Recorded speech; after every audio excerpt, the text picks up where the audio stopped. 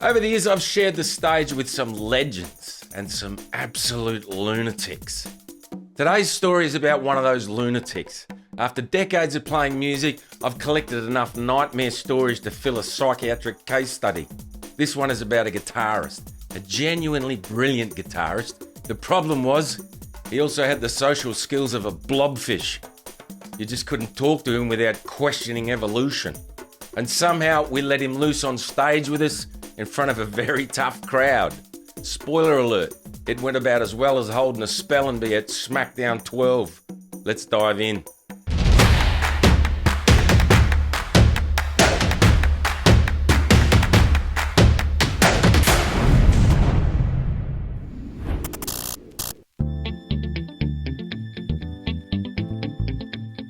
So I was putting together a trio. Me, a great singer who was also a friend that I'd worked with for a long time, and all we needed was a lead guitarist who could rip it up, right?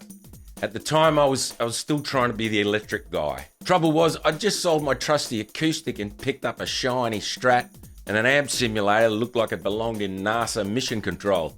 And of course, none of my sounds were dialed in. It was basically like trying to DJ with a microwave. I thought, stuff it, I'll just pick a patch, strum chords, sing and let a real guitarist make me look good, right?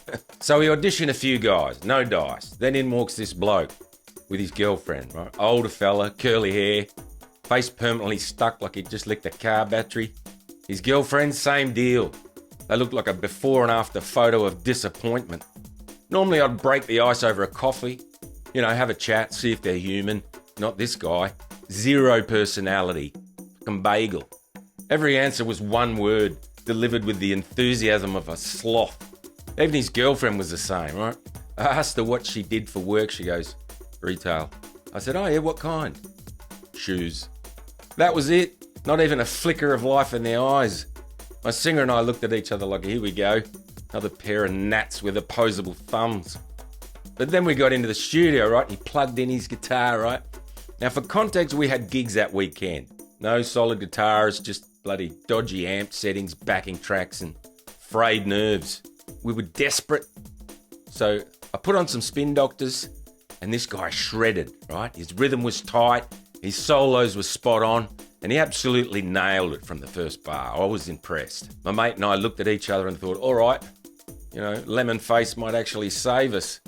So we gave him the set list and the backing tracks and sent him off to learn the songs before his first gig with us later that week.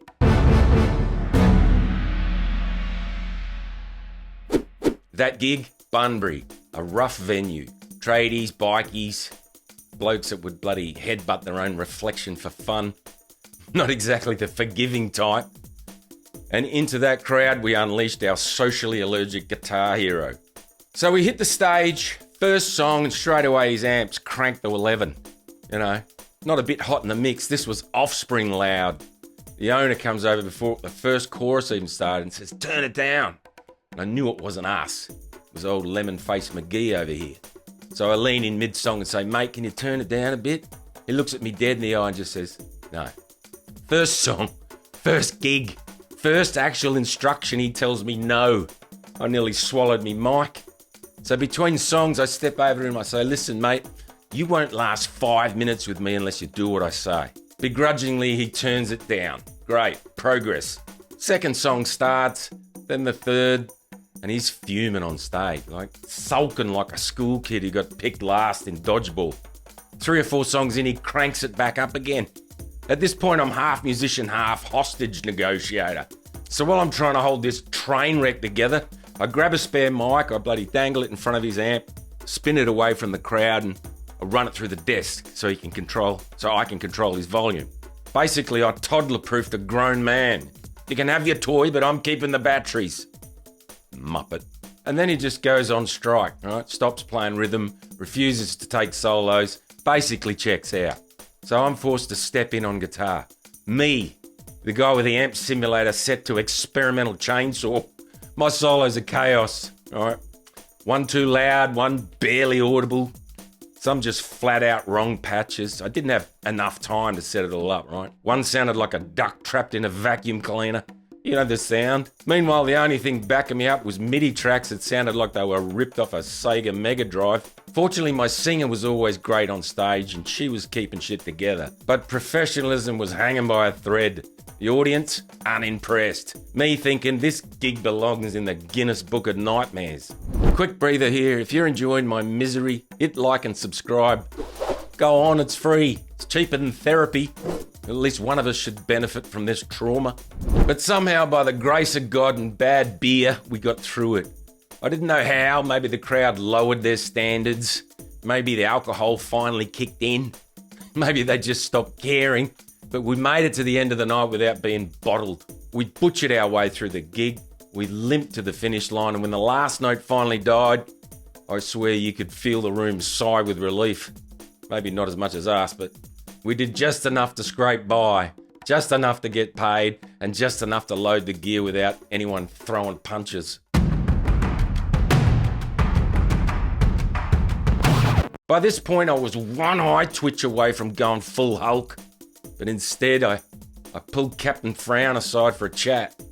My singer and I are still trying to be diplomatic, even though smashing a guitar over his head sounded tempting. I said, look, listen, you're a great guitar player. I'm not. I'm going back to acoustic. You take all the electric solos. My simulator isn't dialed in. I haven't had it long. That's why it sounds bad, right? And I'm used to playing acoustic anyway. Problem solved. He looks at me and goes, yeah, but your guitar sounds bad. Yes, thank you, Detective Obvious. That's the sentence I just said. So I repeat, yes, I know. That's why I'm switching back. You understand? He stares blankly. Yeah, but your guitar sounds bad. For a second, I thought he was joking, right? So I laugh, I put an arm around him in some kind of goodwill gesture. We're all good, you know. And he reels back dramatically. Ah, don't touch me! And that was it. I lost it. I screamed, you're a nutcase. You've been a nutcase since the day we met. Fuck right off. If I ever see you again, it'll be too soon. His eyes went wide like I'd just unplugged him from the Matrix. He then bolted for his panel van, which I'm pretty sure doubled as his love nest with shoe retail girlfriend. And that was that. Done. Whatever his issues were, they weren't my problem anymore. I was broke, exhausted, and completely over it. My singer just shook her head and said what we were both thinking. Good riddance. We stayed the night in the same hotel, which felt less like a sleepover and more like a debrief after a plane crash. After a couple of cheap drinks, we just kept replaying the madness. You know, one of those nights where you're half laughing and half wondering how you got through it all.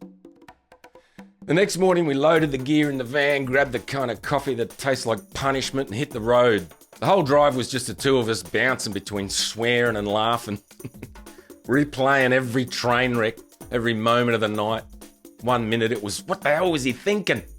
The next was like, at least this will make a good story one day. By the time we pulled back into town, we didn't have a guitarist, we didn't have a plan, but at least we didn't have a lunatic in the band. And honestly, that felt like progress. Sometimes breaking even insanity is the closest thing to winning. So that's the tale of the guitar genius who just couldn't human.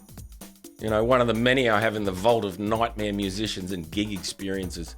This video is different to my usual format. If you liked it, let me know in the comments, and I'll turn more of these musician horror stories into a series. If not, no worries, we'll go back to straight up gig advice. We'll see you in the next one.